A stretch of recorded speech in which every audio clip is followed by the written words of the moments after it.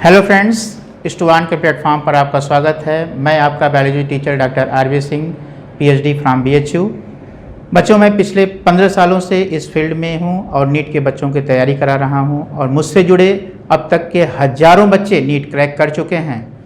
तो बेटा, आप भी मुझसे जुड़िए, बायोलॉजी के कठिन से कठिन कॉन्सेप्ट्स को आसानी से समझिए और मैं आपको विश्वास दिलाता हूँ बेटा कि अगली बारी आपकी है। तो बेटा आओ, चलो शुरुआत करते हैं आज की क्लास।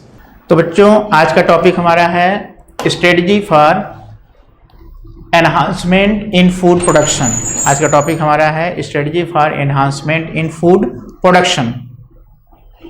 तो बेटा देखो, ये तो पता ही है कि फूड हर व्यक्ति के लिए ज़रूरी है। व्यक्ति ही नहीं, इस धरती पर जितने भी लिविंग्स हैं सबके लिए फूड ज़रूरी है। हाँ, वो बात अलग है कि एनिमल्स को फूड सिंथेसाइज करने का पावर नहीं है, उसे जो है फूड खाना पड़ता है। और ह्यूमन बीइंग तो उसमें से भी जो है सबसे एडवांस एनिमल है। और ह्यूमन बीइंग कल्टीवेशन करता है, क्रॉप्स जनरेट करता है। इसके अलावा जो है वो बहुत सारे एनिमल्स प्रोडक्ट भी लेता है, जैसे मीट हुआ, एग हुआ, मिल्क हुआ। तो अब ये चाहे वो क्रॉप प्रोडक्ट्स हों, चाहे मीट हो, चाहे एग हो, चाहे मिल्क हो, हनी हो, इनका प्रोडक्शन कैसे बढ़ाया जाए, क्यों बढ़ाने की ज़रूरत क्यों आई बेटा? क्योंकि जिस तरीके से आबादी बढ़ रही है, जिस तरीके से पॉपुलेशन बढ़ रहा है, तो पॉपुलेशन बढ़ने के साथ प्रॉब्लम जो सबसे बड़ी आ रही है, वो सबसे पहली प्रॉब्लम है वो फूड की ही है। फूड की कमी होती चली जा रही है, कल्टीवेटेड लैंड कम होता चला जा रहा है। और कल्टीवेटेड लैंड का कम होना, फूड का बढ़ना, पॉपुलेशन का बढ़ना, ये फूड की स्कार्सिटी जनरेट कर रहा है। तो अब प्रश्न आता है कि कैसे इस प्रॉब्लम को सॉल्व किया जाए। तो इस प्रॉब्लम को सॉल्व करने के लिए कुछ स्ट्रेटजीज हैं जिन पर हम लोगों को आज बातचीत करनी है। तो आओ बेटा देखते हैं हम लोग। सबसे पहली बात आती है एनिमल हस्बेंड्री। एनिमल हस्बेंड्री क्या है बेटा? एनिमल हस्बेंड्री क्या होती है बेटा? देखो, एनिमल्स को रियर करना, rearing and breeding of animals. Animals को जो है रियर करना, उनकी ब्रीडिंग करना, उनकी संख्या को बढ़ाना, सो दैट उनसे हम डिजायरेबल प्रोडक्ट्स जो है ले सकें। इसी को हम लोग क्या कहते हैं? इसे हम लोग कहते हैं एनिमल हस्बेंड्री। तो यहाँ पर मोटे अक्षरों में लिखा हुआ है कि animal husbandry is the agricultural practice of breeding and raising live stock को बढ़ाना ही क्या है? हमारा एनिमल हस्बेंड्री है।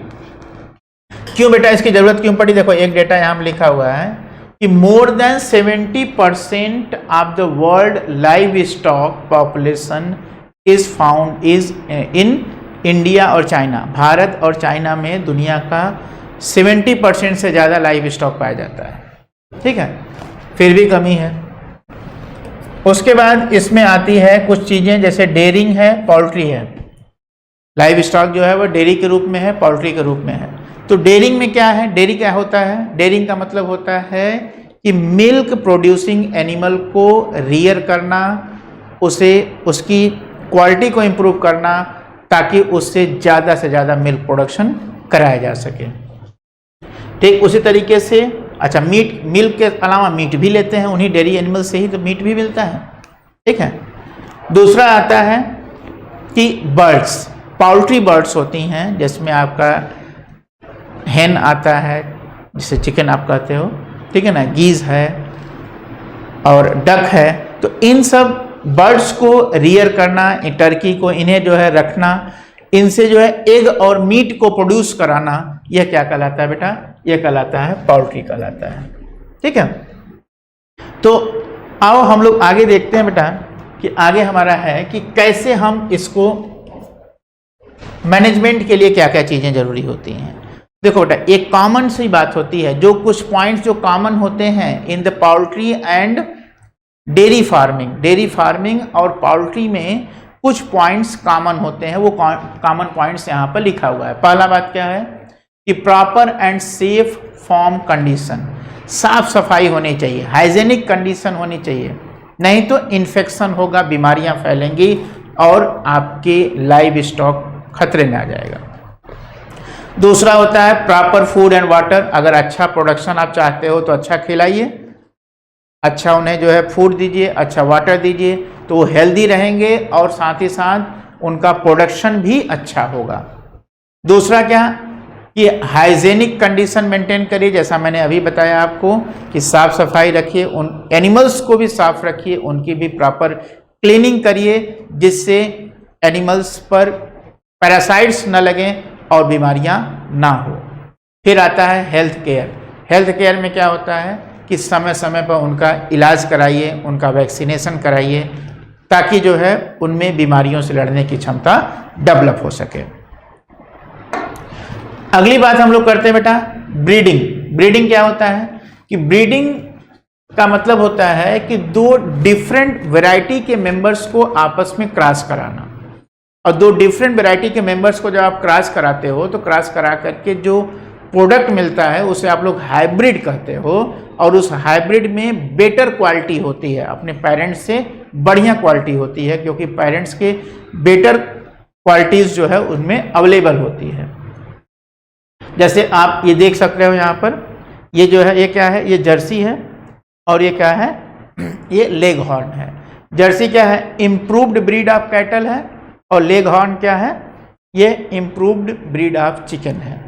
यहाँ लिखा ना improved breed of cattle and chicken, तो ये याद रखेंगे। जर्सी क्या है, इम्प्रूव्ड ब्रीड ऑफ कैटल, और ये लेग हॉर्न क्या है, ये इम्प्रूव्ड ब्रीड ऑफ चिकन है।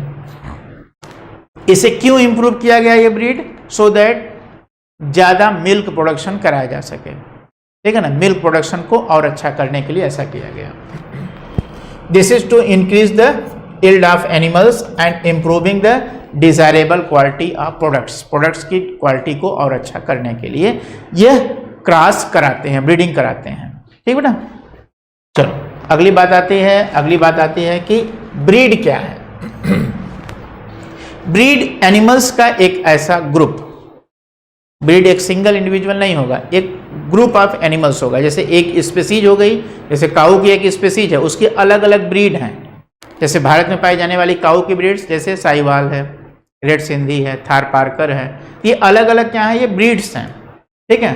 तो यहाँ पर देखिए ये ब्रीड्स क्या है कि a group of animals related by decent and similar in most characters like general appearance, features, size and configuration. ये सिमिलर होते हैं, सिमिलर मेंबर्स का एक ग्रुप, ठीक है, जिन्हें हम लोग क्या कहते हो बेटा, ब्रीड कहते हो, ठीक है। और इन ब्रीड्स को लेकर के फिर अब इन ब्रीड से ही संबंधित देखो शब्द हैं, इन breeding and out breeding. In breeding का मतलब होता है कि जब एक ही ब्रीड के मेंबर्स को आपस में क्रॉस कराते हैं। तो ब्रीड आप समझ गए, तो ब्रीडिंग भी जान लीजिए। ब्रीडिंग का मतलब होता है कि ब्रीड्स को आपस में क्रॉस कराना, ठीक है बेटा। जब ब्रीड को आप क्रॉस कराते हो तो उसी को आप क्या कहते हो बेटा, ब्रीडिंग कहते हो, ठीक है ना। तो दो डिफरेंट मेंबर्स को जब आप क्रॉस कराते हो तो उसे आप ब्रीडिंग कहते हो। और यहाँ पर जो है ब्रीडिंग के कई टाइप्स हैं, तो उसमें दो मेन टाइप हैं। पहला क्या है, इन ब्रीडिंग, दूसरा क्या है, आउट ब्रीडिंग। इन ब्रीडिंग का मतलब क्या होता है कि जब रिलेटेड मेंबर्स, ठीक है ना, सेम ब्रीड के मेंबर जब आपस में क्रॉस कराए जाएं तो उसे हम लोग क्या कहते हैं बेटा, इन ब्रीडिंग। ब्रीड के अंदर अगर ब्रीडिंग हो गई तो उसे क्या कहेंगे हम लोग, इन ब्रीडिंग कहेंगे। आउट ब्रीडिंग में क्या होगा कि जब दो डिफरेंट ब्रीड्स की क्रॉस कराए जाए, जब दो डिफरेंट ब्रीड्स को क्रॉस कराएं तो उसे हम लोग क्या कहेंगे बेटा, आउट ब्रीडिंग कहेंगे। जब दो डिफरेंट ब्रीड्स का क्रॉस कराया जाए तो उसे हम लोग क्या कहेंगे, आउट ब्रीडिंग कहेंगे, ठीक है बेटा। तो cross between different breeds is known as outbreeding. चलो inbreeding and outbreeding पर हम लोग आगे भी देखेंगे ढेर सारी बातें। जैसे इन ब्रीडिंग देखो यहाँ पर मिल गया हमें। इन ब्रीडिंग का मतलब क्या है कि इसके लिए जो एनसीईआरटी की डेफिनेशन, इसको पॉइंट करेंगे आप लोग क्योंकि इस पे क्वेश्चन बनेगा। क्या कि maintaining of closely related individuals, mating, mating means breeding of closely related animals, जो कितने क्लोज हों, which are same for 4 to 6 generation, 4 से 6 जनरेशन के लिए सेम हों, उन्हें हम लोग क्या कहेंगे, ऐसे मेंबर्स जो कि 4 to 6 जनरेशंस में सेम हो, सेम जो है इस सेम लाइन में पाए जाने वाले मेंबर्स के बीच में अगर हम क्रॉस करा देते हैं तो उसे हम लोग क्या कहेंगे, इनब्रीडिंग कहेंगे। इस इनब्रीडिंग के क्या फायदे हैं और क्या नुकसान हैं? तो इनब्रीडिंग देखिए, इनब्रीडिंग रिजल्ट्स द होमोजाइगोसिटी, ये पूछता है बेटा इनब्रीडिंग से क्या मिलता है हमें, homozygosity. Inbreeding gives us homozygosity, ठीक है। और इस इनब्रीडिंग से क्या होता है, प्योर लाइन डेवलप होता है, it develops the pure line of animals. क्यों प्योर लाइन? प्योर लाइन का मतलब क्या होता है कि होमोजाइगस कंडीशंस, ठीक है ना, होमोजाइगस कंडीशन अगर डेवलप होती है उसे हम लोग क्या कहते हैं, प्योर लाइन कहते हैं, ठीक है। और दूसरी बात क्या है कि inbreeding also expresses the recessive gene. ये देखो, ये इसका नेगेटिव पॉइंट है, ये इसका नेगेटिव पॉइंट है कि रिसेसिव जीन जो कि हेटेरोजाइगस कंडीशन में नहीं एक्सप्रेस हो पा रहे थे, लेकिन अब वो एक्सप्रेस होंगे, तो ये इसकी क्वालिटी को घटाता भी है। तो यह इसका एक ड्रॉबैक है, इनब्रीडिंग का एक ड्रॉबैक है, जिसे हम लोग कहते हैं क्या, इनब्रीडिंग डिप्रेशन, जिसे कहेंगे क्या, इनब्रीडिंग डिप्रेशन कहते हैं। जिसमें क्या होता है कि कंटिन्यूअस इनब्रीडिंग होने की वजह से जो रेसेसिव कैरेक्टर्स हैं वो होमोजाइगस होकर के एक्सप्रेस होने लगते हैं, तो क्वालिटी जो है वह ऑर्गेनिज्म की घटने लगती है, डिमिनिश करती है। तो इसलिए इसको क्या कहते हैं हम लोग, इनब्रीडिंग डिप्रेशन कहते हैं। लेकिन इसका फायदा क्या है कि होमोजाइगोसिटी अच्छे कैरेक्टर्स की भी हो जाती है, जिससे कुछ क्वालिटी जो है वह इम्प्रूव भी कर जाती है। तो इसीलिए यहाँ पर लिखा है कि it also help to accumulate the superior gene, superior gene को एक्यूमुलेट करने में भी ये हेल्प करता है, ठीक बेटा। इनब्रीडिंग याद रखेंगे आप। अगला हम लोग देखते हैं बेटा, अगला आता है आउटब्रीडिंग। आउटब्रीडिंग का मतलब क्या हो गया, जैसे इनब्रीडिंग में एक ही ब्रीड के मेंबर्स में आपस में क्रॉस करा रहे थे और उसमें कंडीशन थी कि 4 से 6 जनरेशन तक के वो सेम होने चाहिए। यहाँ पे क्या होगा कि 4 से 6 जनरेशन से ये डिफरेंट होने चाहिए। तो इसमें जो है breeding between unrelated animals, unrelated animals के बीच में अगर ब्रीडिंग आप कराएंगे तो उसे आउट ब्रीडिंग कहेंगे। इसके 3 टाइप्स हैं, आउट क्रॉसिंग, क्रॉस ब्रीडिंग और इंटर स्पेसिफिक हाइब्रिडाइजेशन। तो बेटा आउट ब्रीडिंग में आउट क्रॉसिंग में क्या होता है, आउट क्रॉसिंग में है कि mating of the animals of same breed, same breed के एनिमल्स में, देखो बेटा ये पॉइंट याद रखिएगा, mating of the members of the same breed but क्या उसमें है कि not having common ancestor up to 4 to 6 generations. 4 to 6 generation में उसमें कॉमन एंसेस्टर अगर नहीं है, ठीक है ना, they don't have common ancestor of 4 to 6 generations, तो ऐसी क्रॉस कहलाती है क्या, आउट क्रॉसिंग। इसे क्या कहते हैं हम लोग, आउट क्रॉसिंग कहेंगे, ठीक है ना। इसमें मेंबर सेम ब्रीड का होगा लेकिन उसके एंसेस्टर 4 to 6 जनरेशन से कॉमन नहीं होंगे, उससे पहले के मेंबर्स होंगे, ठीक है। दूसरा क्या कि इससे क्या फायदा होता है कि द ऑफस्प्रिंग्स, जो मेंबर्स प्रोड्यूस होते हैं उन्हें हम लोग क्या कहते हैं, आउट क्रॉस। जो मेंबर्स प्रोड्यूस होंगे उन्हें क्या कहेंगे हम लोग बेटा, आउट क्रॉस कहेंगे। अब इसका फायदा क्या है, इसका बेनिफिट क्या है कि it is the best for the animals that are below the average productivity, जिसकी प्रोडक्टिविटी अच्छी ना हो उन एनिमल्स के लिए यह मेथड जो है अच्छा माना जाता है। इसकी वजह से जो है, अब कौन सी प्रोडक्टिविटी अच्छी ना, जैसे मिल्क प्रोडक्शन हुआ, ग्रोथ ऑफ बीफ हुआ, beef means meat, cattle meat तो बीफ कहते हैं, तो मीट और मिल्क का ग्रोथ जिनका अच्छा ना हो उन्हें हम लोग जो है आउट क्रॉसिंग करा करके उनमें इम्प्रूवमेंट डेवलप कर सकते हैं। ये सब पॉइंट्स को याद रखिएगा बेटा। दूसरा आता है क्रॉस ब्रीडिंग। क्रॉस ब्रीडिंग का मतलब होता है बेटा कि जिसमें जो है कि superior male of one breed, एक ब्रीड का सुपीरियर मेल और दूसरे ब्रीड का सुपीरियर फीमेल लेकर के अगर हम क्रॉस कराएं, दोनों अच्छी क्वालिटी का मेल अच्छी क्वालिटी का फीमेल लेकर के अगर हम क्रॉस कराते हैं अलग अलग ब्रीड के, तो उसे हम लोग क्या कहते हैं बेटा, क्रॉस ब्रीडिंग कहते हैं। इसका एग्जाम्पल, बढ़िया एग्जाम्पल है जिसमें आता है आपका कि पंजाब में एक एक्सपेरिमेंट कराया गया था, इसके बीच में बीकानेरी ईयू एंड मरीनो रैम, इन दोनों को लेकर के क्रॉस कराए तो क्या बना? हिसारडेल। हिसारडेल ये बीकानेरी, ये शीप की वेराइटीज हैं, ये शीप वेराइटीज हैं Bikaneri ewe and merino ram. Ewe means female और merino ram, ram means male. इनके बीच में जब क्रॉस कराया गया तो जो मेंबर मिला उसे क्या कहते हैं? हिसारडेल कहते हैं। और हिसारडेल जो है यह बहुत अच्छा माना जाता है in case of the beef and in case of wool. ठीक है, ऊन और बीफ के लिए बहुत अच्छा माना जाता है। क्यों? क्योंकि इसमें इन दोनों के बेटर क्वालिटीज हैं। ठीक है, नेक्स्ट आता है इंटर स्पेसिफिक हाइब्रिडाइजेशन। इसमें क्या करते हैं? दो अलग अलग स्पेसीज ही यूज कर लेते हैं, दो अलग स्पेसीज को लेकर के आपस में क्रॉस कराते हैं। जैसे फॉर एग्जांपल कि मेल म्यूल, जैसे म्यूल बनाया गया। म्यूल कैसे बनाया गया? इससे आप मिलिए, ये म्यूल है आपका। म्यूल कैसे बनाया गया? इसका जो है मदर है, मदर है इसमें कौन? फीमेल हॉर्स, और फादर कौन है? डंकी। ठीक है ना, डंकी और फीमेल हॉर्स के बीच में क्रॉस करा कर क्या तैयार किया गया? म्यूल। ठीक है ना, ये क्या है? It is an example of inter specific hybridization. ठीक बेटा, चलो आगे बढ़ते हैं। और आगे आता है आपका कि कंट्रोल्ड ब्रीडिंग। कंट्रोल्ड ब्रीडिंग क्या है बेटा?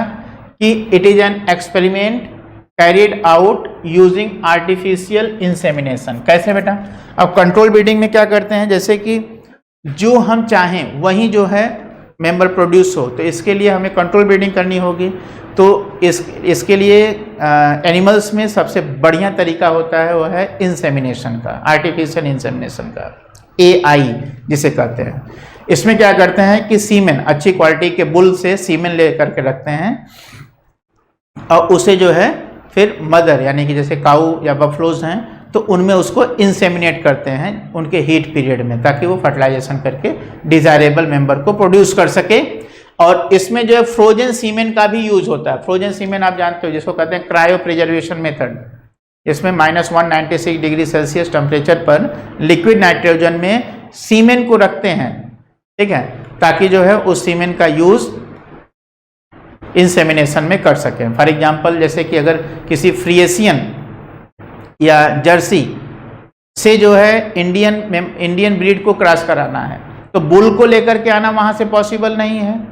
ठीक है, अब जैसे हॉलैंड से लेकर के आना बुल को इंडिया में पॉसिबल नहीं है, लेकिन बुल के सीमेन को लेकर के आना पॉसिबल है।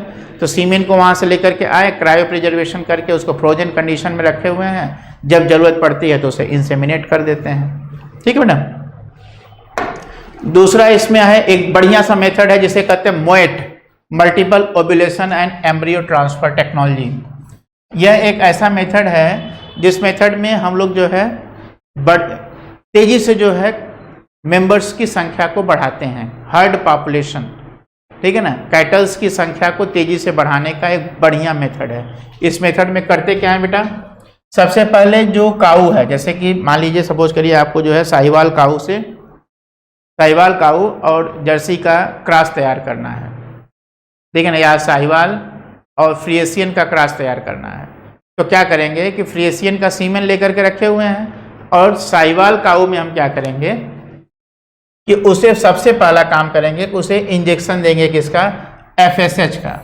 FSH लाइक हार्मोन का इंजेक्शन देंगे जिसकी वजह से उसकी ओवरी स्टिमुलेट होकर के ज़्यादा से ज़्यादा एग प्रोड्यूस करेगी। तो इस कंडीशन को बोलते हैं क्या? Super ovulation. सुपर ओव्यूलेशन में क्या होता है कि कम से कम 6 से 8 एग प्रोड्यूस होते हैं। ठीक है ना, क्योंकि FSH का लेवल बढ़ गया तो ज़्यादा फॉलिकल मैच्योर होंगे, ज़्यादा जो है नंबर ऑफ एग प्रोड्यूस होंगे।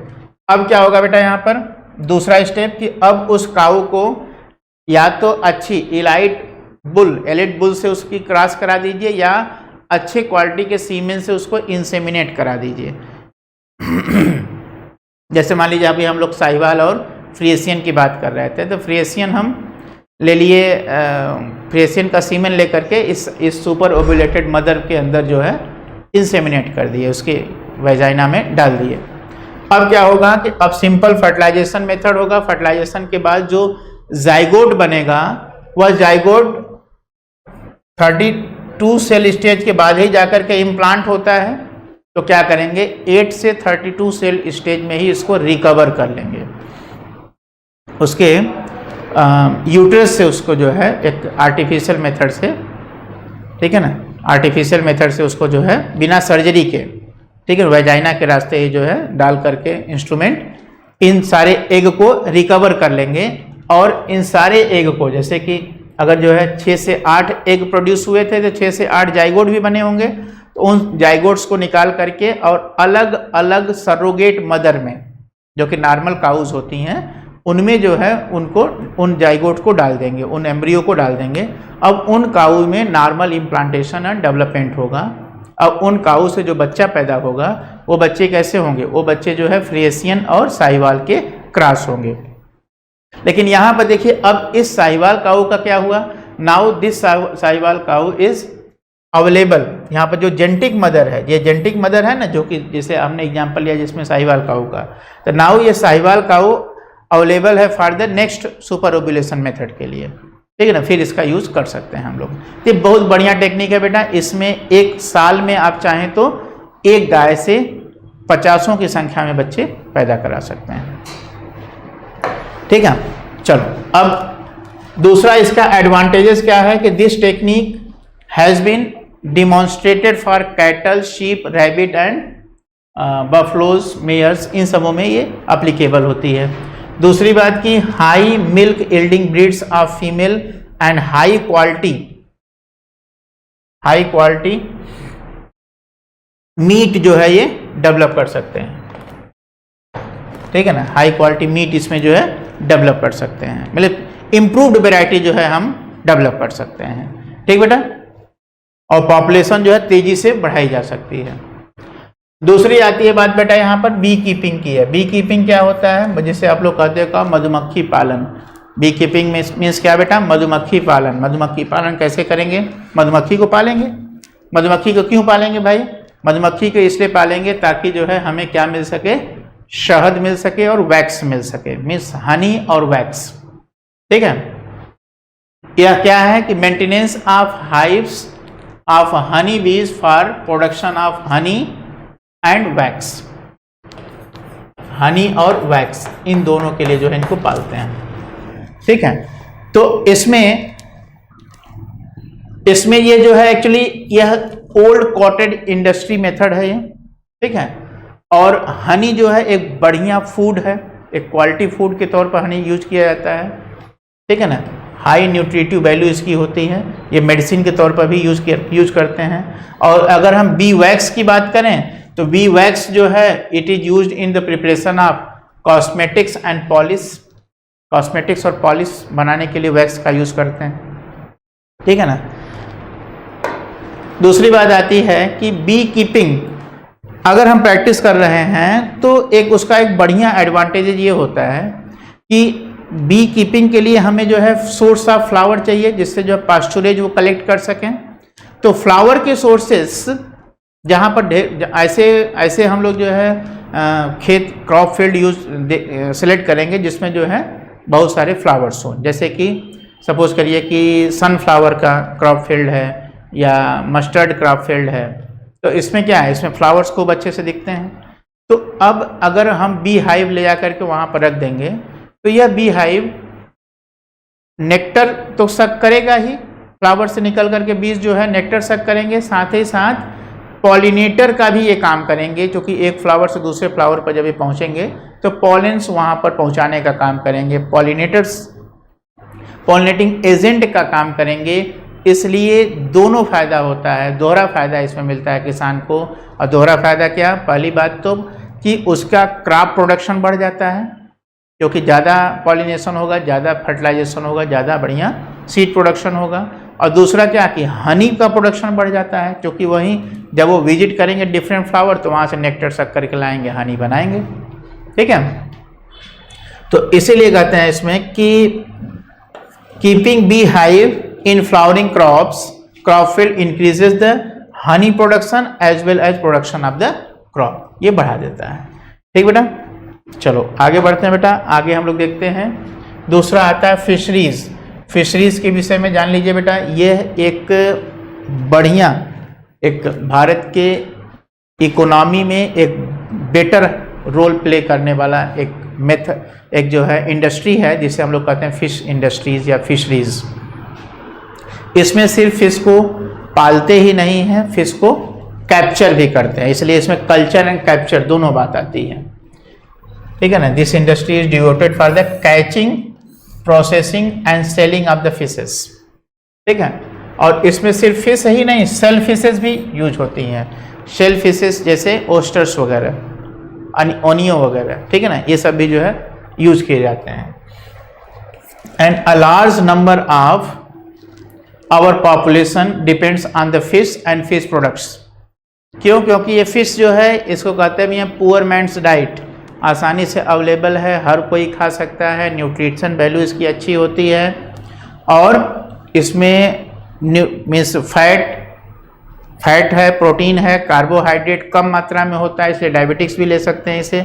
हर तरह से एक अच्छी जो है डाइट मानी जाती है ये। हालांकि इसमें बहुत सारे एक्वेटिक एनिमल्स हैं, उन्हें भी खाते हैं, जैसे प्रान है, क्रैब है, लोबस्टर है, ऑयस्टर्स हैं, इन सबों को भी लोग खाते हैं, जो कि इसी फिशरीज का ही पार्ट हो जाता है, जिसे हम लोग शेल फिशेस कहते हैं। और वैसे अगर कॉमन फ्रेश वाटर फिशेज जो कि हमारे यहाँ यूज होती हैं, उसमें है आपका कतला, रोहू एंड कॉमन कार्प्स हैं, ठीक है ना, कॉमन कार्प्स हैं, ठीक है।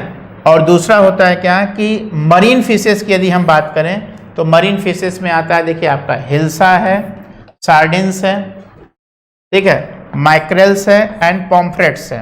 ये सब जो है ये मरीन फिशेस हैं जो कि एडिबल होते हैं, जो लोग खाते हैं, ठीक है। और ब्लू रिवोल्यूशन होता है फिश की संख्या को बढ़ाना, ठीक है ना, जैसे ग्रीन रिवोल्यूशन होता है क्रॉप प्रोडक्शन को बढ़ाना, उस तरीके से ये ब्लू रिवोल्यूशन है फिश प्रोडक्शन को बढ़ाना, ठीक बेटा। अब आगे आता है प्लांट ब्रीडिंग। प्लांट ब्रीडिंग क्या होता है बेटा? It is done in order to create the desirable plant type. ऐसे प्लांट टाइप को तैयार करना जिससे हमको ज़्यादा बेनिफिट मिल सके, यह मेथड क्या कहलाता है? प्लांट ब्रीडिंग कहलाता है। तो प्लांट ब्रीडिंग के लिए जो हमारा जो सबसे दो मेजर ऑब्जेक्टिव होता है, पहला प्रोडक्शन को बढ़ाना, दूसरा डिजीज रेजिस्टेंस को बढ़ाना। प्रोडक्शन को बढ़ाएंगे तो हर आदमी का पेट भर पाएंगे, और दूसरा अगर डिजीज रेजिस्टेंस बढ़ाएंगे तो इंसेक्टिसाइड्स का यूज कम होगा, तो इन्वायरमेंट में सेफ्टी डेवलप होगी, और दूसरा कि कास्ट वैल्यू भी जिसकी घटाई जा सकती है। हालांकि कुछ एडिशनल ऑब्जेक्टिव्स भी हैं, जैसे कि न्यूट्रिएंट कंटेंट को बढ़ाने के लिए जीन उसमें डेवलप करना, या उसके अंदर न्यूट्रिएंट वैल्यू को बढ़ाना, जिसको कहते हैं बायोफोर्टिफिकेशन, और ऐसी टेंडेंसी उस प्लांट के अंदर डेवलप करना कि वो आसानी से जो है न्यूट्रिएंट्स को, मैक्सिमम न्यूट्रिएंट्स को एब्जॉर्ब कर सके और रिप्लेनिश भी करने में हेल्प करे। तो increase the crop yield and improve the quality, ठीक है। ये दो मेजर ऑब्जेक्टिव होते हैं, ये दो मेजर पर्पसेज हैं फॉर द प्लांट ब्रीडिंग, ठीक है। इसके अलावा क्या होता है कि increase the tolerance, environmental stress को जो है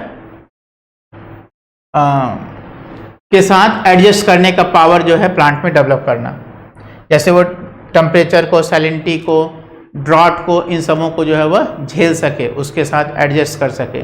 ऐसा ना हो कि थोड़ा सा मौसम में परिवर्तन आया, प्लांट हमारा सूख गया, ऐसा हो जाता है प्लांट्स के साथ, क्रॉप के साथ। तो उससे बचने के लिए रेजिस्टेंट क्रॉप वेराइटी को डेवलप करना। दूसरा है कि पैथोजन रेजिस्टेंट वेराइटीज़, जैसे वायरस, फंजाई, बैक्टीरिया, इन सबों का इन्फेक्शन होता रहता है, जिससे जो है ये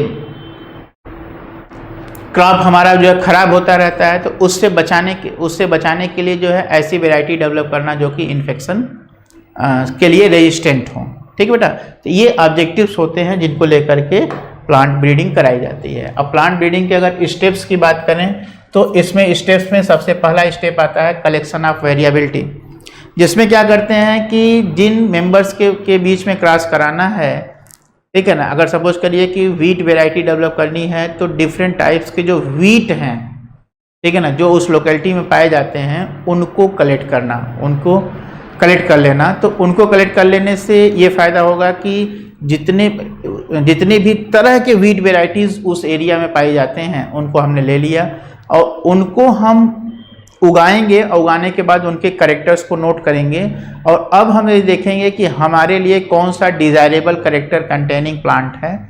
ठीक है, उस डिज़ायरेबल कैरेक्टर कंटेनिंग प्लांट को लेकर के फिर हम फर्दर क्रॉस कराते हैं। तो यही बात यहाँ पर आया है। तो कलेक्शन ऑफ वेरिएबिलिटी जिसे हम लोग कहते हैं germ plasm collection. Germ plasm collection में क्या होता है कि डिफरेंट टाइप्स के वैरायटीज़ जो हैं क्रॉप की जिनको लेकर के हमें क्रॉस कराना है उनका कलेक्शन करना। दूसरा होता है इवैल्यूएशन, जैसे जो भी क्रॉप वैरायटी हमें मिली उस क्रॉप वैरायटी को 1-2 जनरेशन ग्रो करा करके हम लोग देखते हैं कि जिस करेक्टर को लेकर के हम उस क्रॉप वैरायटी को सेलेक्ट किए हैं क्या वो करेक्टर उसके साथ फिक्स है या वेरिएबल है। अगर वो करेक्टर फिक्स है तभी उसे हम एक पेरेंट के तौर पर यूज करेंगे फर्दर क्रॉस। ठीक है, तो पहला पॉइंट क्या आ जाता है बेटा इसमें कलेक्शन ऑफ वेरिएबिलिटी और दूसरा पॉइंट होता है कि evaluation and selection of parents. ठीक बेटा, अब उसके बाद फिर क्या आता है जब evaluation and correction of parents आपने selection and evaluation of parents आपने कर लिया, उसके बाद फिर क्रॉस हाइब्रिडाइजेशन कराते हैं। तो क्रॉस हाइब्रिडाइजेशन में टेक्निक क्या होती है बेटा, इस क्रॉसिंग टेक्निक में क्या आता है, इसमें आता है आपका, आप मेथड जानते हो, इमैस्कुलेशन, बैगिंग। इमैस्कुलेशन में क्या करते हैं कि अगर बाइसेक्सुअल फ्लावर है तो बिफोर मेच्योरिटी से पहले ही एंथर को काट करके निकाल देंगे, तो इमैस्कुलेशन हो गया। फिर उसे बैग से कवर कर देंगे ताकि अनवांटेड पॉलिनेशन ना हो सके, तो बैगिंग हो गया। उसके बाद फिर क्या होता है इमैस्कुलेशन, बैगिंग, और उसके बाद फिर आता है आपका पॉलिनेशन। डिजायरेबल पॉलिन ग्रेन से उसका पॉलिनेशन करा देंगे एंड देन आफ्टर द रीबैगिंग कर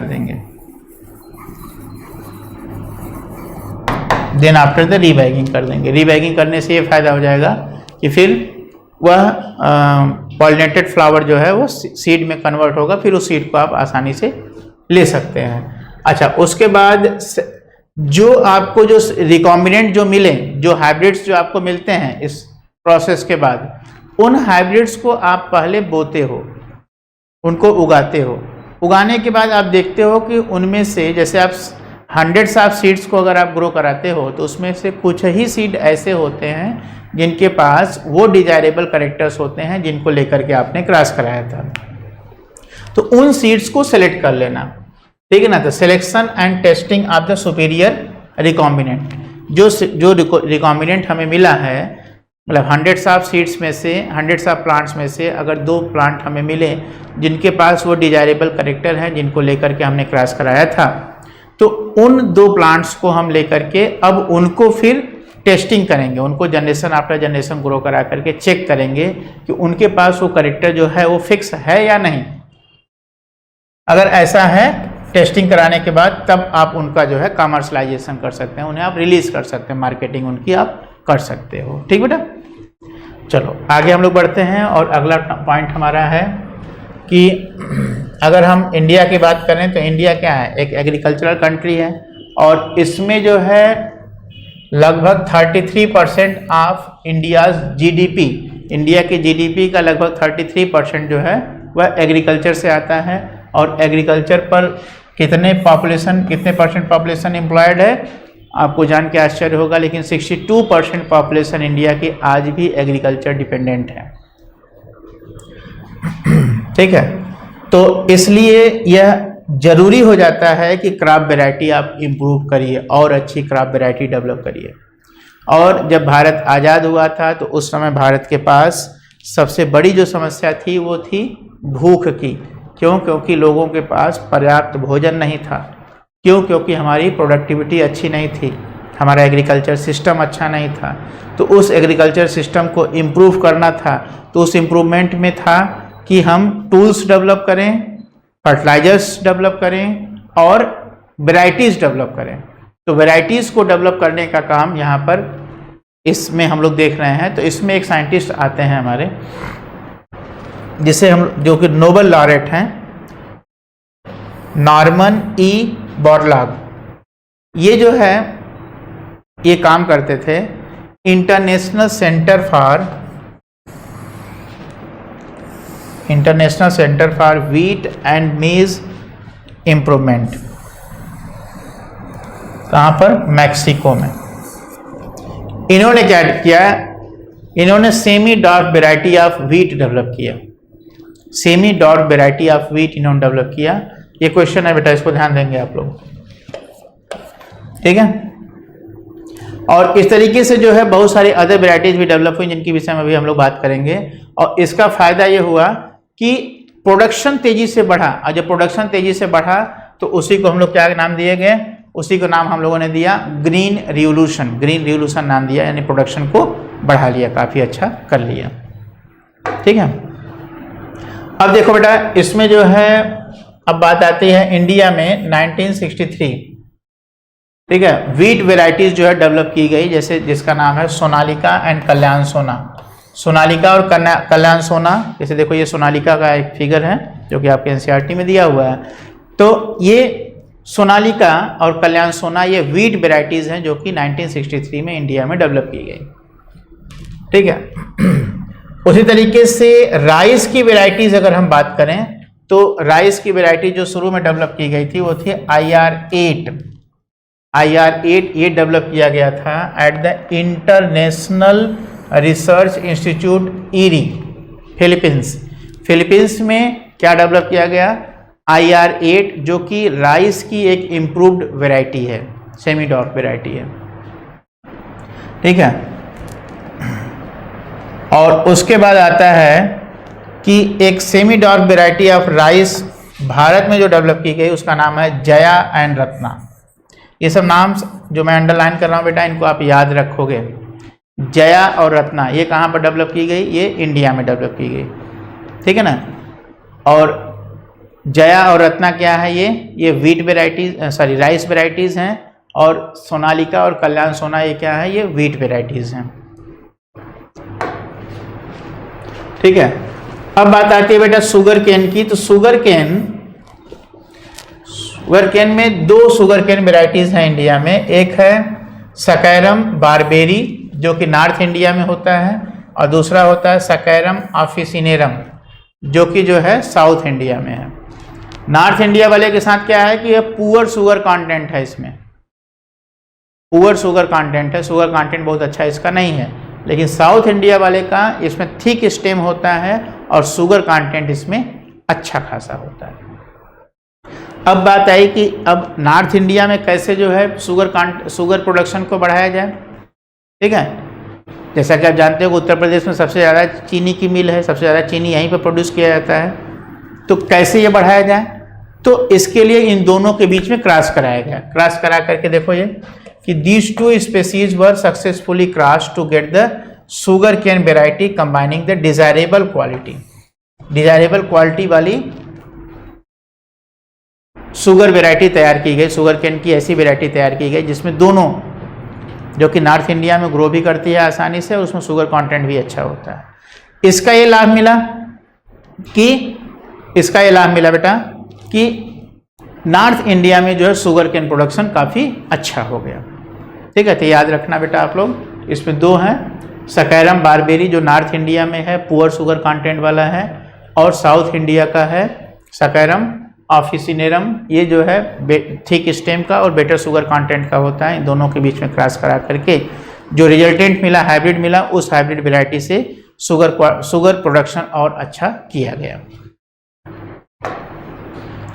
दूसरी बात आती है बेटा यहाँ पर plant breeding for disease resistance के लिए प्लांट ब्रीडिंग कराना, ताकि जो है इसका ऑब्जेक्टिव ही है, जैसे शुरू में ही ऑब्जेक्टिव था प्लांट ब्रीडिंग का कि क्वालिटी इंप्रूवमेंट करना, प्रोडक्शन को बढ़ाना। तो क्वालिटी इंप्रूवमेंट में एक क्वालिटी आती है इसमें क्या कि डिजीज रेजिस्टेंस को डेवलप करना। तो डिजीज रेजिस्टेंस को डेवलप करने से ये फायदा हुआ कि ऐसी वैरायटी डेवलप की गई जिसमें जो है बीमारियों से लड़ने की उसके अंदर क्षमता हो, जिसकी वजह से पेस्टिसाइड्स का यूज घटा और इन्वायरमेंटल सेफ्टी बढ़ी, अच्छा हुआ। तो development of disease resistant and highly productive varieties and this reduces the dependence on fungicides and bactericides. Fungicides and bactericide जो केमिकल्स थे उनका यूज जो है घट गया। ठीक बेटा। और दूसरा क्या है कि some of these diseases are caused by the pathogens, कुछ पैथोजन द्वारा भी कॉज होते हैं। भाई बीमारियां जो है वह पैथोजन द्वारा होती हैं। तो कैसे?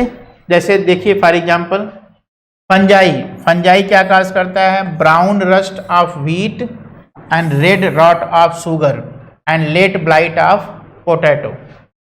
ये बीमारियों को याद रखिएगा बेटा।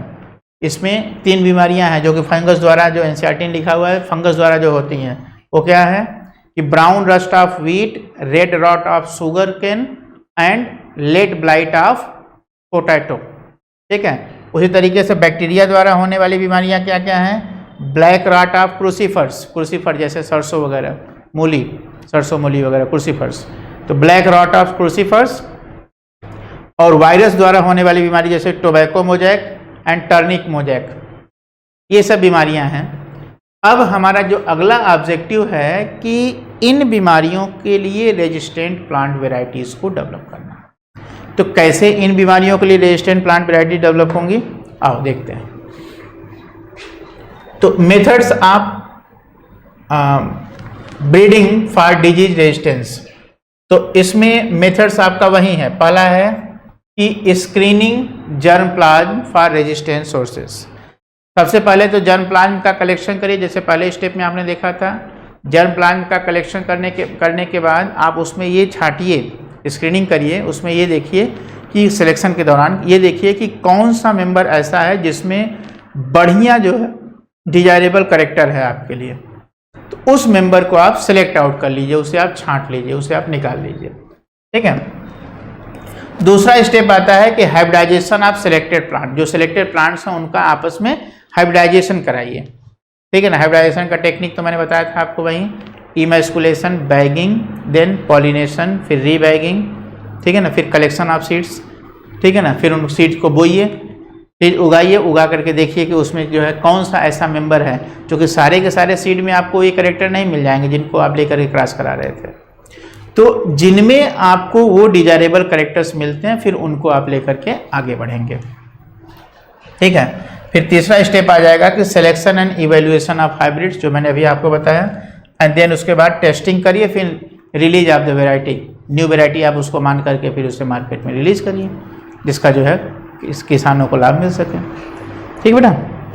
चलो आगे, अब इसी पर बेस देखो ये बातें हैं यहाँ पर। जैसे पहली बात यह है कि देखो ये क्रॉप, ये वेराइटी और ये रेजिस्टेंस टू द डिजीज। जैसे व्हीट वेराइटी, व्हीट में हिमगिरी आती है बेटा, ये बहुत ही इंपॉर्टेंट है। ये बात ध्यान रखोगे आप, ये बहुत ही इंपॉर्टेंट टेबल मैं आपको दिखा रहा हूँ यहाँ पर। व्हीट वेराइटी हिमगिरी, जो कि किसके लिए रेजिस्टेंस है? रेजिस्टेंस किस बीमारी के लिए है? Leaf and stripe rust and hill bunt, इन बीमारियों के लिए ये रेजिस्टेंट है। ठीक बेटा। दूसरा, अगर ब्रेसिका की बात करें तो ब्रेसिका का वैरायटी है पूसा स्वर्णिम, जिसे कहते हैं करण राई। ठीक है ना। पूसा स्वर्णिम या करण राई, राई जानते हैं आप लोग, घरों में यूज होता है। ये व्हाइट रस्ट के लिए रेजिस्टेंट है। दूसरा अगर हम बात करें तो कालीफ्लावर, कालीफ्लावर में है आपका Pusa Shubhra and Pusa snowball K one. तो Pusa Shubhra and Pusa snowball K one ये किसके लिए रेजिस्टेंट हैं? These are resistant for the black rot and curl blight black rot के लिए रेजिस्टेंट होते हैं बेटा, ध्यान रखेंगे इस चीज़ को। फिर उसके बाद काउपी की बात करें तो काउपी की वेराइटी है पूसा कोमल, और जो रेजिस्टेंट होता है फॉर द बैक्टीरियल ब्लाइट के लिए। और अगर चिली की बात करें तो चिली में है पूसा सदाबहार, चिली की वैरायटी है पूसा सदाबहार, जो कि रेजिस्टेंट होता है chilli mosaic virus, tobacco mosaic virus and leaf curl के लिए ये रेजिस्टेंट होता है। तो बेटा ये कुछ वैरायटीज़ हैं जो आपके एनसीईआरटी में दिया हुआ है, इन्हें आप याद रखोगे क्योंकि इस पे क्वेश्चन 100% आएगा आपका। ठीक है। तो आप इसको ध्यान रखोगे। अब कन्वेंशनल ब्रीडिंग टेक्निक इज ये जो है कन्वेंशनल ब्रीडिंग टेक्निक जो अभी हम लोगों ने बात किया कि कलेक्शन ऑफ वेरिएबिलिटी, फिर सिलेक्शन ऑफ पेरेंट्स, फिर उसके बाद ब्रीडिंग, फिर उसके बाद कलेक्शन ऑफ हाइब्रिड सीड्स, फिर testing means growing of hybrid seeds, selection of the hybrids, then selection of the testing and ये सब जो मेथड जो हम लोगों ने अभी बात किया ये सब ट्रेडिशनल मेथड होता है। लेकिन एक मेथड और होता है जिसे आप लोग कहते हो म्यूटेशन ब्रीडिंग। म्यूटेशन ब्रीडिंग में देखो बेटा क्या होता है, म्यूटेशन ब्रीडिंग में इसका नाम ही है म्यूटेशन और ब्रीडिंग। तो म्यूटेशन और ब्रीडिंग में क्या करते हैं, जैसे पहले आप लोग जो है प्लांट ब्रीडिंग के स्टेप्स में देखा आपने कि पहला स्टेप आता है कलेक्शन ऑफ वेरिएबिलिटी, जिसमें आप क्या करते हो जर्म प्लांट कलेक्शन, जिसमें आप क्या करते हो कि डिफरेंट वैरायटी जो है उस प्लांट की आप कलेक्ट करते हो। ठीक है, यहाँ पे क्या करते हैं कि डिफरेंट वैरायटी को क्रिएट करते हैं। कैसे क्रिएट करते हैं, म्यूटेशन आप जानते हो कि जीन में होने वाला एक चेंज है, तो जीन में होने वाला चेंज ये कैसे हम कर सकते हैं, तो इसके लिए आता है कि अगर हम जर्म प्लाज्म को, जैसे सीड है तो सीड को अगर हम एक्सपोज करें इन द रेडिएशंस, केमिकल्स या रेडिएशंस में अगर हम इसको एक्सपोज करें, जैसे गामा रेज वगैरह में अगर इसको हम एक्सपोज करें तो इसमें जो है म्यूटेशन किया जा सकता है। जैसे गामा रेडिएशन देखो लिखा है ना यहाँ पर, ये गामा रेडिएशन के माध्यम से हम उसमें म्यूटेशंस कर सकते हैं। अब म्यूटेशन करने के बाद अब उन सीड को आप उगाइए, उगाने के बाद आप पाएंगे कि हर सीड से बनने वाला जो प्लांट होगा उसकी क्वालिटी में थोड़ा सा चेंज होगा, वो नए नए कैरेक्टर लेकर के डेवलप होगा। अब उनमें से हमें ये सिलेक्ट करना होगा कि कौन सा कैरेक्टर हमारे काम का है। जो कैरेक्टर हमारे काम का है, जो हमारे यूज़ का है, जिसको लेकर के हम जो है क्रॉस करा सकते हैं, उन कैरेक्टर्स को हम सेलेक्ट कर लेते हैं, उन कैरेक्टर वाले प्लांट्स को हम सेलेक्ट कर लेते हैं और उनमें फिर आपस में क्रॉस कराते हैं और क्रॉस करा करके फिर नई वैरायटी डेवलप कर लेते हैं। इसीलिए इसको कहते हैं कि म्यूटेशन देन ब्रीडिंग, इसलिए इसको कहते हैं क्या, म्यूटेशन ब्रीडिंग कहते हैं बेटा। ठीक है, और इस म्यूटेशन ब्रीडिंग में के माध्यम से जो है डिफरेंट वैरायटीज तैयार की गई हैं। जैसे देखिए इन moong bean resistant to the yellow mosaic virus, देखो बेटा याद रखना, yellow mosaic virus and powdery mildew, इसके लिए ये मूंग बीन रेजिस्टेंट होता है। ठीक है ना, और ये मूंग बीन जो कि रेजिस्टेंट है to the yellow mosaic virus और पाउडरी मिल्ड्यू के लिए, यह म्यूटेशन ब्रीडिंग का ही एक रिजल्ट है, म्यूटेशन ब्रीडिंग का एक एग्जाम्पल है। यह एग्जाम्पल आप लोग याद रखोगे, इस पे क्वेश्चन बन सकता है। चलो बेटा आगे हम लोग बढ़ते हैं। आगे है resistant to yellow mosaic virus in bhindi. भिंडी जिसे हम लोग क्या कहते हैं, अबेलमोस्कस स्कुलेंटस, अबेलमोस्कस स्कुलेंटस, इसे भिंडी का साइंटिफिक नेम है। इस भिंडी को जो है तैयार किया गया है, रेजिस्टेंट वेराइटीज की तैयार की गई है जो कि येलो मोज़ेक वायरस के लिए रेजिस्टेंट है। और ये कैसे तैयार की गई है, it was transferred from a wild species, ठीक है, and result in the new variety, जिसे कहते हैं क्या, न्यू वेराइटी ऑफ ए स्कुलेंटस। और इस वेराइटी का नाम क्या है, परभानी क्रांति। ध्यान रखेंगे आप लोग, परभानी क्रांति किसके लिए रेजिस्टेंट है, ये भिंडी की वेराइटी है which is resistant for the yellow mosaic virus. ये येलो मोज़ेक वायरस के लिए रेजिस्टेंट है। ठीक बेटा, येलो मोज़ेक वायरस के लिए रेजिस्टेंट वेराइटी है। चलो अब आगे आता है कि इंसेक्ट रेजिस्टेंट क्रॉप वेराइटी भी तैयार करने की जरूरत है। ठीक है ना, अभी तक आप लोगों ने क्या देखा है कि हम जो है पैथोजन रेजिस्टेंट वेराइटीज तैयार कर रहे थे, अब इंसेक्ट रेजिस्टेंट वेराइटी भी तैयार करने की जरूरत है। तो insect resistant in the host crop plant occur due to the morphological and biochemical and physiological characteristics. तो अब प्रश्न आता है कि इंसेक्ट रेजिस्टेंट वेराइटी कैसे तैयार की जाए, तो उसके लिए आता है बेटा कि उसके लिए अब इंसेक्ट रेजिस्टेंस डेवलप कैसे होता है। तो इंसेक्ट रेजिस्टेंस आपका डेवलप होता है because of the morphological, biochemical and physiological characteristics. For example जैसे हेयरी लीव्स, हेयरी लीव्स, कुछ प्लांट्स में हेयरी लीव्स होता है, उसकी वजह से उनको क्या लाभ मिलता है उन प्लांट्स को, कि उनके ऊपर इंसेक्ट्स का असर नहीं हो पाता है, ठीक है ना। जैसे कुछ इंसेक्ट जैसे कि jassids in cotton and cereal leaves, beetle in wheat, अगर ये जो है हेयरी लीफ है तो इन इंसेक्ट्स का असर नहीं हो पाता है, ठीक है बेटा।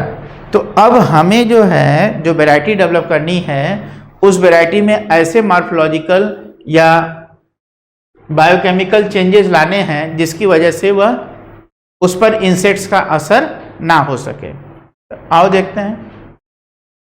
यहाँ पर आप देख सकते हो कि कुछ यहाँ पर एग्जाम्पल्स लिखे गए हैं। जैसे फॉर एग्जाम्पल ये ब्रेसिका है, ब्रेसिका में, ठीक है ना, ब्रेसिका की वैरायटी है पूसा गौरव।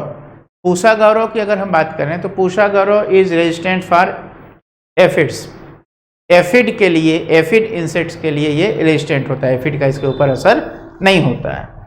दूसरा है फ्लैट बीन, फ्लैट बीन की वैरायटी है पूसा सेम 2, पूसा सेम 3, जो रेजिस्टेंट है किसके लिए, jassid, aphid and fruit borer के लिए रेजिस्टेंट होता है, jassid, aphid and fruit borer के लिए रेजिस्टेंट होता है। ठीक उसी तरीके से ओकरा भिंडी, इसकी वैरायटी है पूसा सवानी एंड पूसा A4, ये रेजिस्टेंट होता है शूट एंड फ्रूट बोरर के लिए। तो ये इंसेक्ट्स रेजिस्टेंट प्लांट तैयार किए गए हैं। उसी तरीके से अगर आप देखेंगे कुछ यहाँ पर देखो क्वेश्चंस कुछ ऊपर मैंने डाला है, देखो एक क्वेश्चन तो ये है जिसमें क्या है कि हाई एस्पार्टिक एसिड, ध्यान देना बेटा, high aspartic acid and low nitrogen and sugar content in मेज। अगर एक मेज वैरायटी ऐसी हो जिसमें जो है हाई एस्पार्टिक एसिड हो, जो एक तरह का अमीनो एसिड है, नाइट्रोजन कंटेंट लो हो, शुगर कंटेंट लो हो, तो वह रेजिस्टेंट होता है किसके लिए, स्टेम बोरर के लिए। तो यह मेज प्लांट जो है स्टेम बोरर के लिए रेजिस्टेंट होता है। यह क्वेश्चन है बेटा, इसको ध्यान देना, ठीक है। और उसी तरीके से देखिए अगर हम तो स्मूथ लीव्ड, ऐसी ये कॉटन वैरायटी जो कि स्मूथ लीफ वाली है और नेक्टर लेस होती है, स्मूथ लीफ और नेक्टर लेस वाली कॉटन वैरायटी जो है वह किसके लिए, वह किसी भी बालवर्म्स के लिए जो है, बालवर्म जो है कॉटन का दुश्मन होता है। अगर बालवर्म जो है वह कॉटन बाल्स को में छेद कर देता है, जिसकी वजह से पूरी जो है क्रॉप खराब हो जाती है। लेकिन एक देखिए, ये एक एक्सपेरिमेंट किया गया जिसमें जो है ये देखा गया कि अगर स्मूथ लीफ है, नेक्टरलेस कॉटन है, तो बालवर्म उसके ऊपर नहीं जाता है, ठीक है। तो ये पॉइंट्स हैं, ये क्वेश्चंस हैं बेटा, इसको आप लोग ध्यान दोगे, यहां से क्वेश्चन बनेगा आपका, ठीक है। उसी तरीके से देखो एक है वीट को लेकर के कि वीट में कौन सी क्वालिटी है जिसकी वजह से उस पर साफ फ्लाई का असर नहीं होता है। तो वह क्वालिटी है इसकी कि सॉलिड स्टेम, सॉलिड स्टेम अगर है, स्टेम कैसा होना चाहिए, सॉलिड, अगर सॉलिड स्टेम है तो उसके ऊपर साफ फ्लाई का असर नहीं होगा। तो ध्यान रखेंगे वीट के लिए सॉलिड स्टेम जो साफ फ्लाई से बचाता है, और smooth leaf and nectarless condition जो है कॉटन को बचाता है बालवर्म से। High aspartic acid, low nitrogen and sugar content, ये मेज को बचाता है स्टेम बोरर से, ठीक है। अब बात आती है बेटा हिडन हंगर की। होता क्या है कि अगर पेट तो मेरा भर रहा है, लेकिन अगर तो हमारी जो नीड है, ठीक है ना, बॉडी की एक तरह से भूख जो है वो तो मिट गई, लेकिन जो बायोलॉजिकल जो भूख है, बायोलॉजिकल जो हंगर है वो पूरी नहीं होती है अगर हम बैलेंस डाइट ना लें तो इसके लिए बात आती है हिडन हंगर की। हिडन हंगर का मतलब ये होता है कि ऐसी कंडीशन जिसमें जो है न्यूट्रिएंट की कमी हो, बॉडी को न्यूट्रिएंट पर्याप्त न मिल रहा हो, तो उसे हम लोग क्या कहते हैं, हिडन हंगर कहते हैं। जैसे देखिए यहाँ पर क्या है कि billions of people suffering from the micronutrient and protein deficiency, protein and vitamin deficiency, ठीक है ना। दुनिया में लगभग 3 बिलियन लोग ऐसे हैं जो माइक्रोन्यूट्रिएंट, प्रोटीन और विटामिन डेफिशिएंसी से सफ़र करते हैं। उनका पेट तो भर जाता है, खाना तो खा लेते हैं, लेकिन उनको बैलेंस नहीं मिलता, न्यूट्रिएंट नहीं मिलता है प्रॉपर। तो ऐसा इसलिए होता है क्योंकि उनको जो है पर्याप्त जो न्यूट्रिएंट रिच जो फूड होता है, जैसे fruits, vegetables, legumes, fish, meat, ये सब चीज़ें उन्हें नहीं मिल पाती हैं प्रॉपर, ठीक है। दूसरा है कि diet lacking essential micronutrients particularly iron, vitamin A, iodine, zinc, ये सब जो है बीमारियों से लड़ने की क्षमता कमज़ोर कर देती हैं, जिसकी वजह से बीमारियों से लड़ने की क्षमता जब कम होगी तो बीमारियां लगेंगी और शरीर कमज़ोर होता चला जाएगा और डेथ रेट बढ़ जाता है। ये कंडीशन कहलाती है बेटा हिडन हंगर, जिसमें क्या है कि हंगर ऐसी नहीं है कि जो दिखाई दे रही है, क्योंकि जो दिखाई देती है हंगर उसे तो आप खाना खा करके भर लेते हो, लेकिन जो बायोलॉजिकल नीड है वो पूरी आपकी नहीं हो पा रही है, तो वह हिडन हंगर कहलाता है। तो उससे बचने के लिए कंडीशन है जिसे हम लोग कहते हैं क्या, बायोफोर्टिफिकेशन। बायोफोर्टिफिकेशन का मतलब है कि बायोलॉजिकली न्यूट्रिएंट वैल्यू को बढ़ाना, ठीक है ना। तो breeding crop with higher level of vitamins and minerals या higher level of protein and healthier fat, यह मेथड कहलाता है क्या, बायोफोर्टिफिकेशन। मतलब ओवरऑल एक बात है बस कि न्यूट्रिएंट वैल्यू को बढ़ाना, प्लांट्स में न्यूट्रिएंट वैल्यू को बढ़ाना, प्लांट प्रोडक्ट्स में न्यूट्रिएंट वैल्यू को बढ़ाना कहलाता है क्या, बायोफोर्टिफिकेशन। इसके लिए कुछ ऑब्जेक्टिव्स हैं। पहला क्या कि प्रोटीन कंटेंट और प्रोटीन क्वालिटी को बढ़ाना। दूसरा क्या है कि ऑयल कंटेंट और ऑयल क्वांटिटी को बढ़ाना, विटामिन कंटेंट को बढ़ाना, माइक्रोन्यूट्रिएंट मिनरल कंटेंट को बढ़ाना, ठीक है। और इसके लिए सन 2000 की बात है कि इन 2000 मेज hybrids that have twice the amount of amino acids, lysins and tryptophan, ये तैयार किया गया। एक मेज की वैरायटी तैयार की गई जिसमें लाइसिन्स और ट्रिप्टोफैन नाम के अमीनो एसिड्स का क्वांटिटी डबल मात्रा में पाया जाता है। तो इस तरीके से जो है वैल्यू बढ़ाई गई, न्यूट्रिएंट वैल्यू बढ़ाई गई, ठीक है।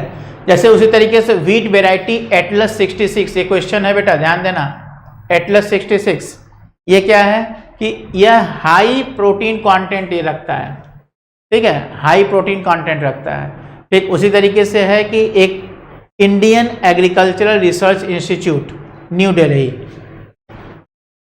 IARI new Delhi, Indian agricultural research institute new Delhi ने क्या डेवलप किया है, अब देखिए इसमें जो है विटामिन और मिनरल रिच जो है वैरायटी डेवलप की गई। जैसे विटामिन ए रिच कैरेट, ऐसे गाजर जिसमें विटामिन ए सफिशिएंट हो, स्पिन, और उसके अलावा क्या, carrot, spinach and pumpkin, vitamin A rich carrot, spinach and pumpkin.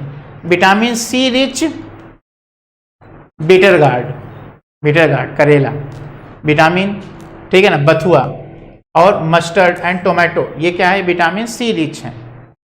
Iron और कैल्शियम रिच क्या है, iron and calcium rich spinach and बथुआ, ठीक है। And protein rich lablab and French and garden pea, जैसे बीन्स एंड पी जो है तैयार किए गए जिसमें जो है ज़्यादा मात्रा में प्रोटीन पाया जाता है।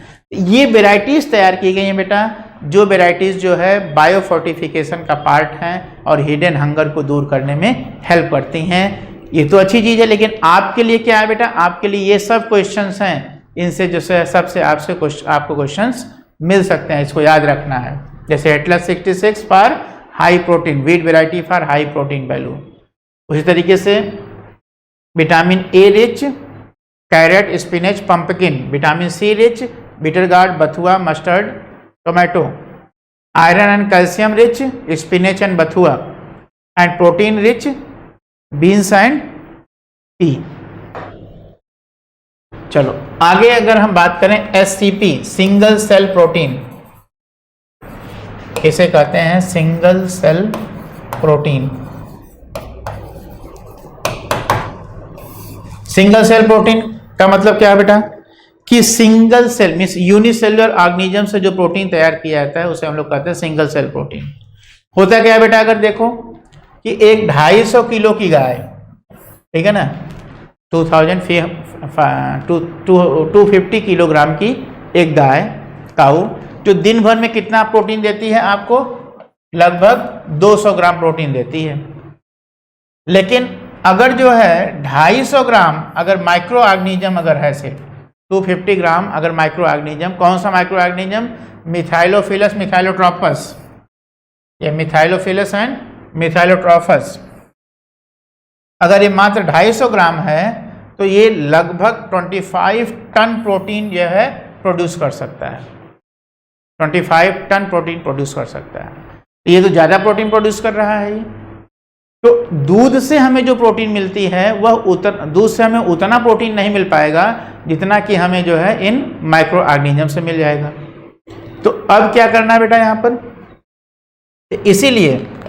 इसीलिए क्या करते हैं कि सिंगल सेल प्रोटीन, ये जो स्पाइरुलिना या मिथाइलोफिलस मिथाइलोट्रोपस है, इन सबों को यूज करके जो प्रोटीन तैयार किए जाते हैं उन प्रोटीन के टैबलेट्स जो है वो लोगों को अवेलेबल कराए जाते हैं ताकि जो है प्रोटीन डेफिशिएंसी को पूरा किया जा सके। ठीक है, उसी तरीके से मशरूम है, मशरूम में भी जो है प्रोटीन कंटेंट अच्छा होता है। ठीक है ना, मशरूम में भी प्रोटीन कंटेंट अच्छा होता है जिससे जो है न्यूट्रिएंट डेफिशिएंसी या न्यूट्रिएंट की नीड्स को पूरा किया जा सके। ठीक बेटा,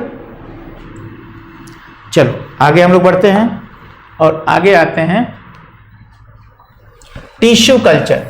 टिश्यू कल्चर मेथड में क्या होता है बेटा, यह प्लांट्स के पॉपुलेशन को ग्रो कराने का एक आर्टिफिशियल मेथड है, लेकिन इस मेथड में प्लांट्स बहुत तेजी से ग्रो कराए जाते हैं। कैसे ग्रो कराते हैं, चलो इसका एक छोटा सा हम यहाँ पर आपको एक प्रेजेंटेशन दिखाएं। पहले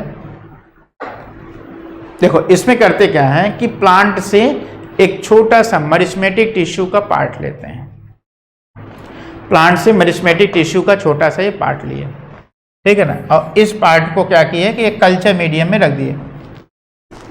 ठीक है, इस कल्चर मीडियम में, ये कल्चर मीडियम क्या है, ये न्यूट्रिएंट मीडियम है, खासकर अगर आप जानते हैं कि एल्गी जेरेडियम और ग्रेसिलेरिया से पाए जाने वाला, ठीक है ना, अगर वाले कल्चर मीडियम में हमने इसको उठा करके डाल दिया। अब क्या किया कि अब ये प्लांट जो है का जो टिश्यू है ये तेजी से ग्रो करेगा, तेजी से ग्रो करेगा, अपनी संख्या को बढ़ाएगा और बढ़ा करके मास ऑफ सेल बनाएगा जिसे हम लोग क्या कहेंगे, कैलस। ठीक है, ये क्या बनाएगा, यहाँ पर कैलस बनाएगा। अब इन्हीं में से एक कैलस को हम लेंगे और एक ऐसे मीडियम में रखेंगे जिसमें ऑक्जिन हार्मोन पाया जाता है, जिस मीडियम में क्या हो, ऑक्जिन हार्मोन हो। जैसे ये मीडियम, इस मीडियम में क्या है, ये ऑक्जिन हार्मोन है।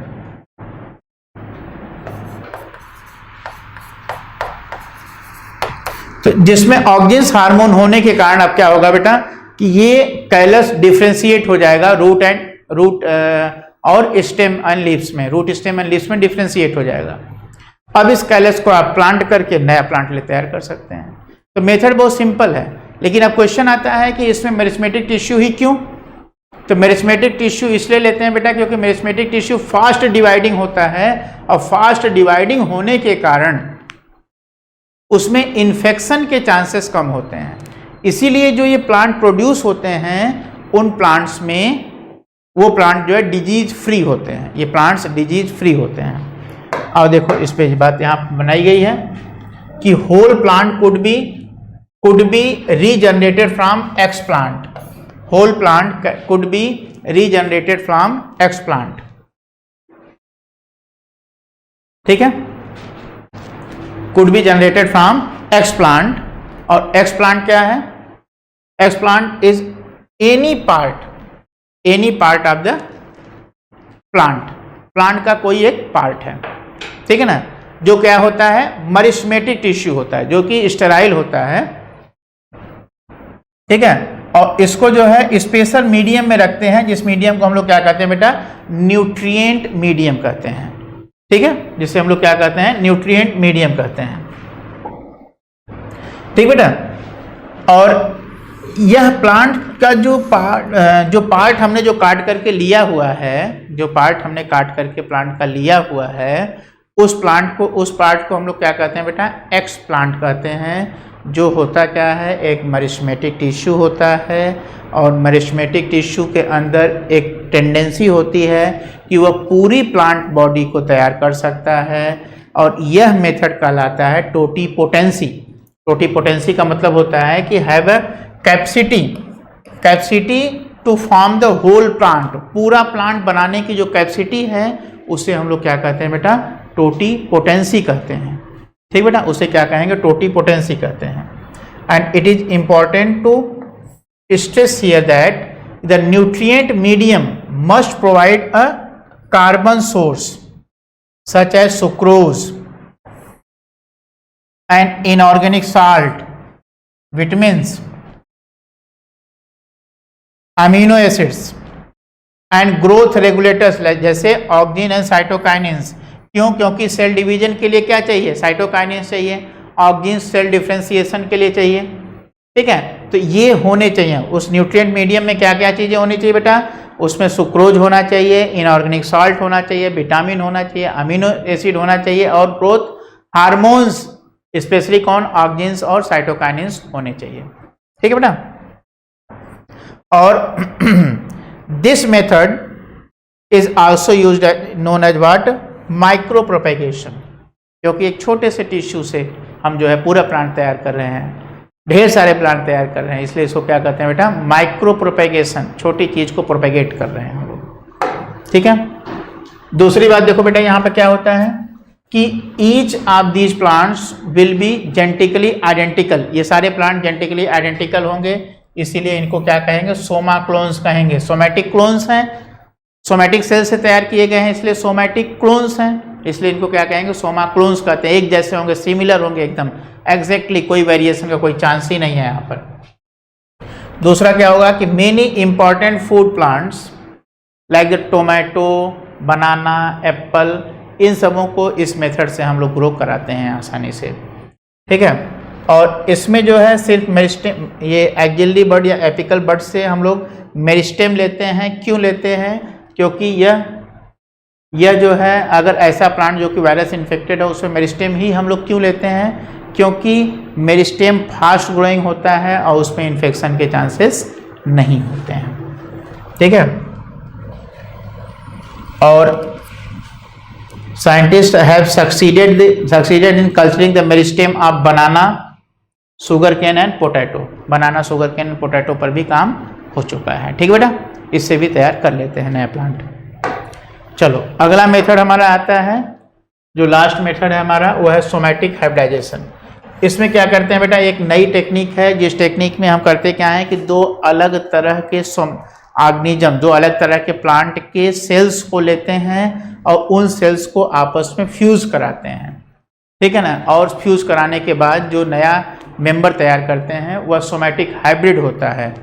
ठीक है ना, तो यहाँ पर अब हम लोग सोमैटिक हाइब्रिड की बात करेंगे, जिसमें अब एक बढ़िया टेक्निक होता है कि पोटैटो और टोमेटो, इन दोनों को क्रॉस करा करके जो नया रिजल्टेंट तैयार करते हैं उसे कहते हैं हम लोग क्या, पोमैटो।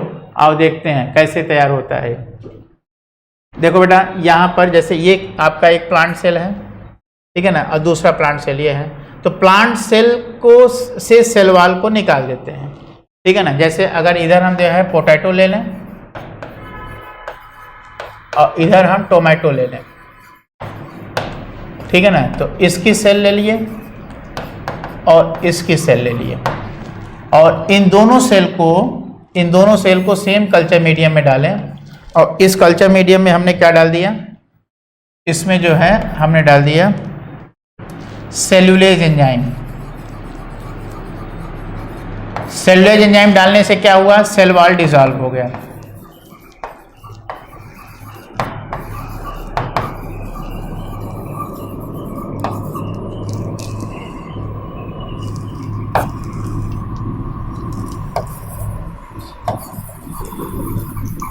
सेल वॉल डिसॉल्व हो गया। तो सेल वॉल डिसॉल्व होने के बाद अब जो रिजल्टेंट हमें मिला वो क्या मिला, प्रोटोप्लास्ट।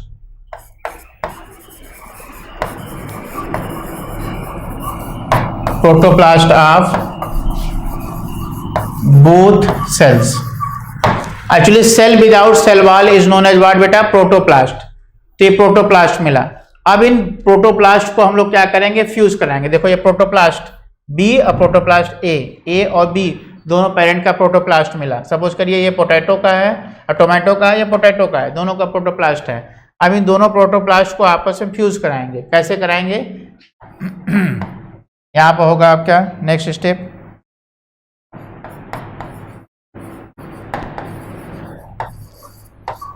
Fusion of protoplast. दोनों प्रोटोप्लास्ट का फ्यूजन होगा तो अब क्या मिलेगा, सोमैटिक जाइगोट मिलेगा. अब यहां पर जो रिजल्ट हमें मिला वो क्या मिला, सोमैटिक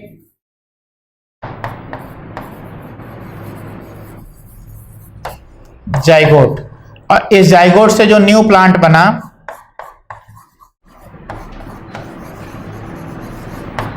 न्यू प्लांट जो बना उसका नाम क्या रखा जाएगा, उसका नाम रखा जाएगा पोटैटो. और टोमेटो से मिला है इसलिए उसका नाम रखेंगे क्या, पोमैटो. ठीक है ना. जैसे आप देख सक रहे हो यहाँ पे देखो कितना बढ़िया प्लांट है. ऊपर क्या है, उसमें ऊपर सब में टोमेटो लगा हुआ है, नीचे क्या है, पोटैटो है.